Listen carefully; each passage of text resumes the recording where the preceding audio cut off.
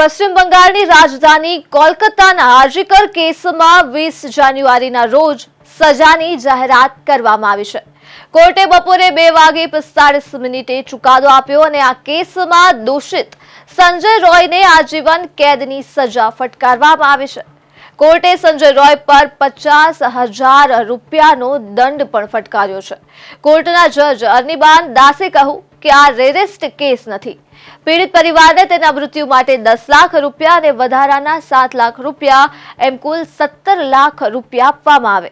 આ પહેલા કોલકાતાની એક કોર્ટે સરકારી આરજીકર મેડિકલ કોલેજ અને હોસ્પિટલમાં એક મહિલા તાલીમાર્થી ડોક્ટર સાથે બળાત્કાર અને હત્યાના કેસમાં સંજય રોયને દોષિત ઠેરવ્યો હતો, જે કલમો હેઠળ રોયને દોષિત ઠેરવવામાં આવ્યો છે અને તેને ઓછામાં ઓછી આજીવન કેદની સજા થઈ શકે છે, જ્યારે વધુમાં વધુ મૃત્યુદંડની સજા થઈ શકે છે।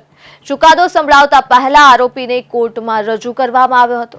આ દરમિયાન સંજય રોયે કોર્ટને કહ્યું કે તેને ફસાવવામાં આવી રહ્યો છે, મેં કોઈ ગુનો કર્યો જ નથી।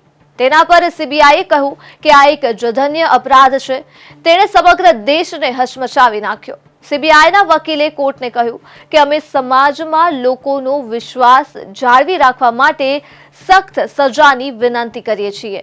પીડિતાના માતા પિતાએ આ કેસમાં ગુનેગારને ફાંસીની સજાની માંગ કરી છે।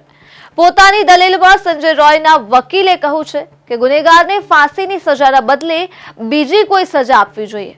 ભલે આ દુર્લભ કિસ્સાઓમાંથી પણ દુર્લભ છે, તેમાં સુધારા માટે કોઈ અવકાશ હોવો જ જોઈએ। કોર્ટે બતાવવું પડશે કે દોષિત શા માટે સુધારણા કે પુનર્વસનને લાયક નથી। તો સરકારી વકીલે પુરાવા રજૂ કરવાના હોય છે અને તે વ્યક્તિ શા માટે સુધારાના લાયક નથી તેના કારણો પણ આપવાના હોય છે અને તેને સમાજમાંથી સંપૂર્ણપણે નાબૂદ કરી દેવી જોઈએ। તો કોલકાતા હાઈકોર્ટે આ કેસની તપાસ કોલકાતા પોલીસ પાસેથી સેન્ટ્રલ બ્યુરો ઓફ ઇન્વેસ્ટિગેશન એટલે કે સીબીઆઈને ટ્રાન્સફર કરી હતી। ન્યાયાધીશે કહ્યું હતું કે રોયનું નિવેદન બપોરે સાંભળવામાં આવશે અને ત્યારબાદ સજા સંભળાવવામાં આવશે। શનિવારે જ્યારે ચુકાદો જાહેર કરવામાં આવ્યો ત્યારે રોયે કોર્ટમાં દાવો કર્યો હતો કે તેને આ કેસમાં ફસાવી દેવામાં આવ્યો છે, પરંતુ રોયને આજીવન કેસની સજા હવે સંભળાવી દેવામાં આવી છે।